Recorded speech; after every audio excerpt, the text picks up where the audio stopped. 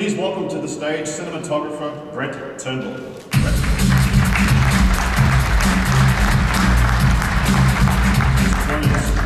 Welcome. So, give us a little bit of history about yourself. How did you get into this business, and then we can go from there? Well, I started out as an experimental filmmaker, typically in those days shooting on 16mm film.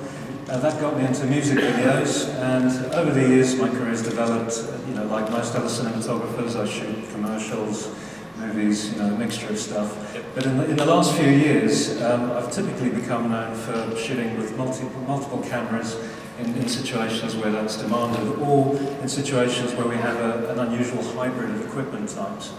Great. So the F55 seems to be your go-to camera for a lot of these productions, if not all of them.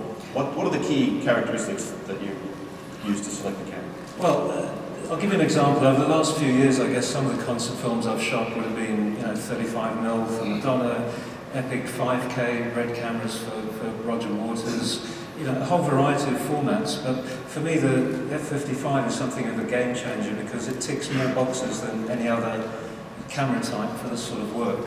So global shutter, 4K recording. Yeah, starting at the top, I guess, there's a cinematic look which is becoming more sought after for directors who work in this field. So this could be film directors, movie directors who've been asked to shoot a concert film, and they don't want to give up the look that they're familiar with. They're used to seeing stuff with a certain quality. Then there are TV directors who shoot a lot more things with multiple cameras.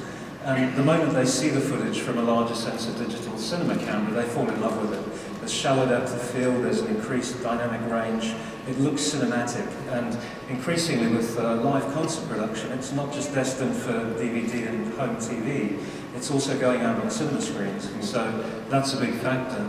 Other things about the image quality, the global shutter. In a lot of concerts there are a lot of flashing lights, things that rolling shutter cameras don't like.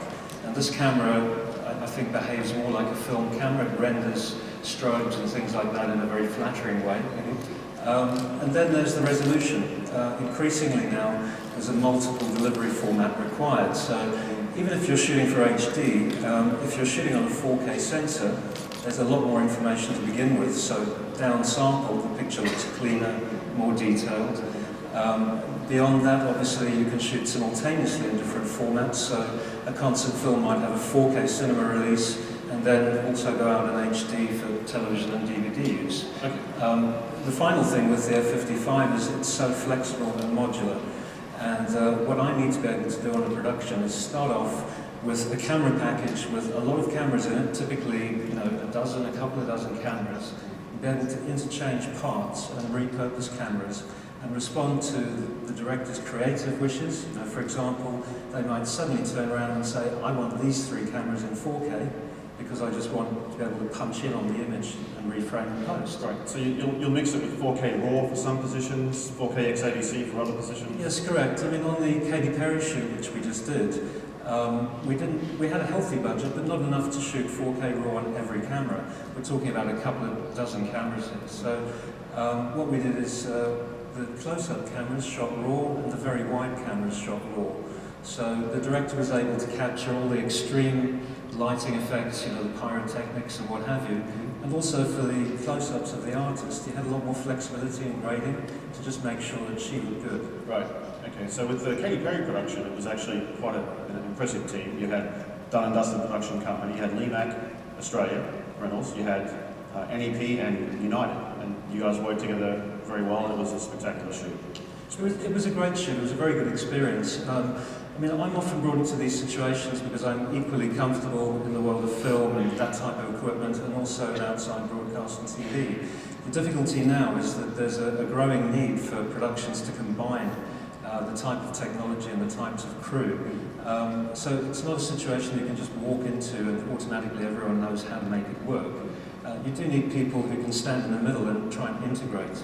So that was my role largely, and also United, is from experience we've had over the last few years of shooting on every type of equipment you can name, is how to integrate the different worlds and start to get them working smoothly together. Right, and then there's one other key feature, I think, is the live signal app or the live painting capability of 700 Pro. That's unique, because obviously Some directors have a preference of which camera type they prefer to use, but there's no other system out there at the moment which can integrate as fully with an outside broadcast type of environment, where you can actually paint the pictures live and broadcast them live in a very usable